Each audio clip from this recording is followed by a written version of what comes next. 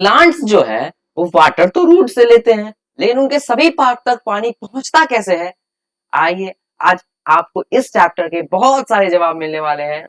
इस वीडियो, छोटे से वीडियो के बाद आपको बहुत सारे क्वेश्चन के डाउट क्लियर होने वाले हैं, बहुत मजा आने वाला है। आइए आज हम लोग पढ़ने वाले हैं ट्रांसपोर्टेशन इन प्लांट। चलिए वीडियो करते हैं स्टार्ट। आप देख रहे हैं मेजर टारगेट। हम लोग पढ़ेंगे सबसे पहली चीज की ट्रांसपोर्टेशन की जरूरत क्या है दोस्त।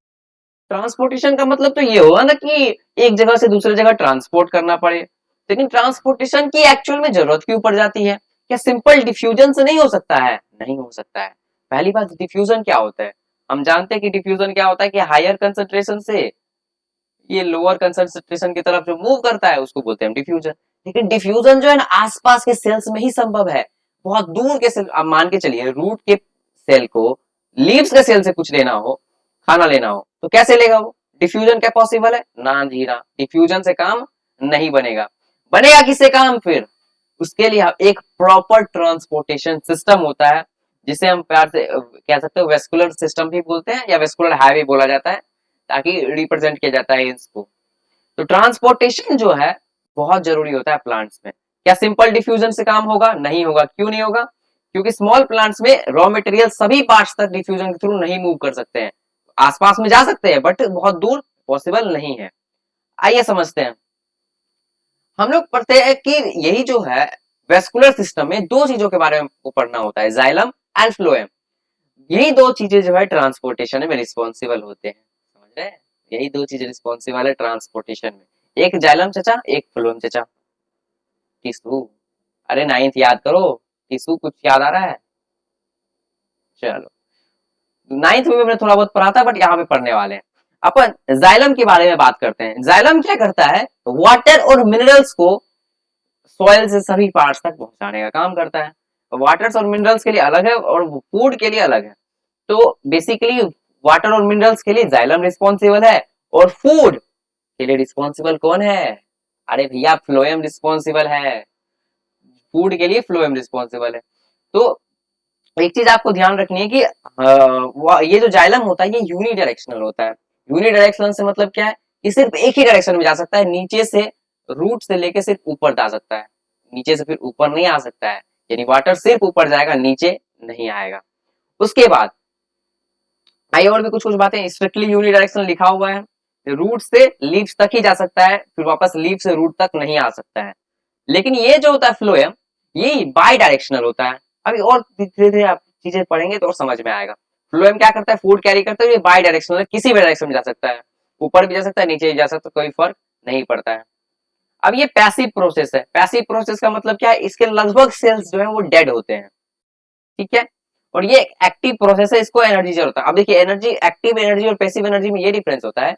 ऐसा एनर्जी जिसको, सॉरी, ऐसा प्रोसेस जिसको एनर्जी चाहिए होता है उसको बोलते हैं एक्टिव प्रोसेस, और जैसा ऐसा प्रोसेस जिसको एनर्जी नहीं चाहिए होता है उसको बोलते हैं पैसिव प्रोसेस। जाइलम में कोई एनर्जी की जरूरत नहीं होती, इसीलिए इसको पैसिव प्रोसेस बोलते हैं। और फ्लोएम टिश्यू में यानी कि बेसिकली ट्रांसपोर्टेशन ऑफ फूड में रिस्पॉन्सिव एनर्जी की जरूरत पड़ती है, इसीलिए हम इसको एक्टिव प्रोसेस बोलते हैं, किसे? फ्लोएम को। अब देखिए सेल स्ट्रक्चर भी आगे हम पढ़ेंगे और क्लियर होगा। लेकिन अगर अब बात करें हम जाइलम टिश्यू की, तो यहाँ पे वेसल्स और ट्रैकीड, ये दो मेन चीजें हैं जो रिस्पॉन्सिबल होती है और दोनों डेड होती है।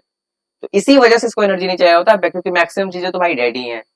और बात करें फ्लोएम की, तो फ्लोएम में जो दो मेन चीजें हैं, एक स्टीव ट्यूब एंड एक कंपेनियन सेल्स, ये दोनों लिविंग होते हैं और यही दोनों मेनली रिस्पॉन्सिबल होते हैं फ्लोएम में। फ्लोएम के भी कुछ पार्ट्स होंगे ना, तो बन के बना होगा ना, कुछ मिल मिल के बना होगा। तो जाइलम ट्रैकीड्स और वेसल से मिलकर बना होता है, लेकिन वो दोनों डेड होते हैं।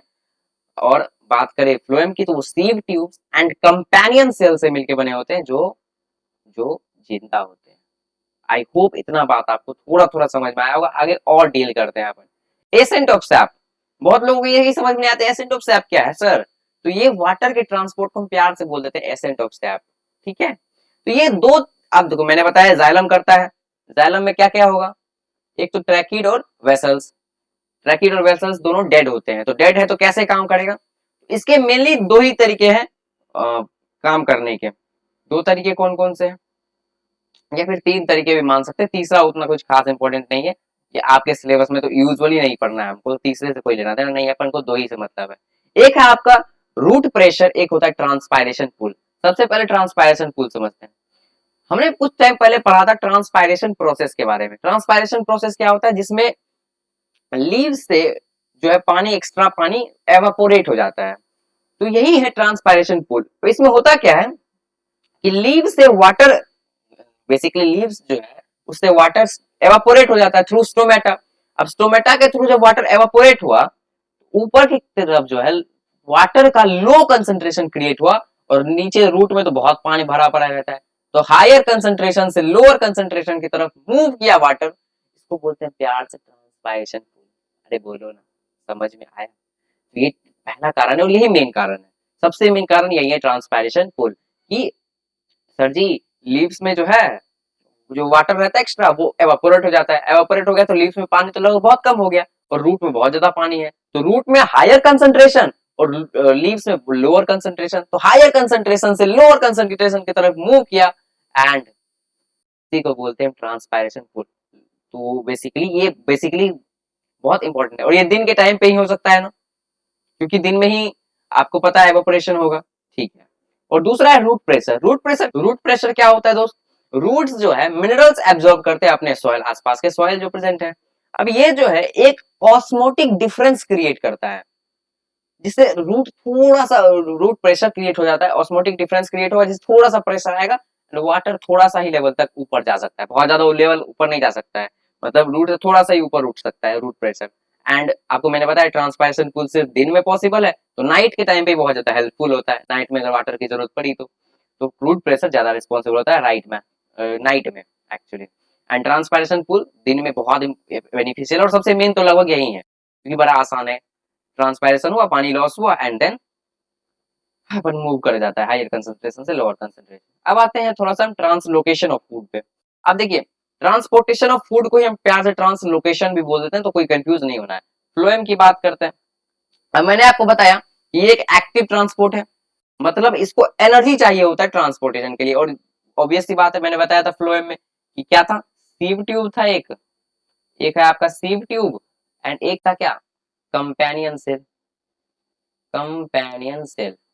अब ये दोनों जो होते हैं लिविंग होते हैं, तो इनको एनर्जी तो चाहिए। पहली चीज ये एक्टिव होता है, ये चीज ध्यान रखेंगे। और दूसरी बात, अब ये ट्रैवल कैसे करते हैं, बड़ा सिंपल है, ये ऑस्मोटिक प्रेशर का फ्लो। अब होता क्या है कि एक हाई ऑस्मोटिक प्रेशर क्रिएट होता है। कैसे क्रिएट होता है, तो ये फ्लोएम जो है जाइलम के थ्रू अपने में वाटर ट्रांसपोर्ट करते हैं, बेसिकली वाटर ले लेते हैं, जिससे एक हाई ऑस्मोटिक प्रेशर क्रिएट होगा, एंड जिससे बहुत आसानी से फिर higher pressure to lower pressure, या फिर higher concentration to lower concentration move हो जाएगा। तो इसमें ये लोग हेल्प किसका लेते हैं, फ्लोएम जाइलम का हेल्प लेते हैं, वाटर का हेल्प लेते हैं। जाइलम से पानी ले लिया, एक high osmotic pressure difference create किया, एंड देन काम हो गया अपना। बहुत सिंपल है। क्या आपको समझ में आया इतना?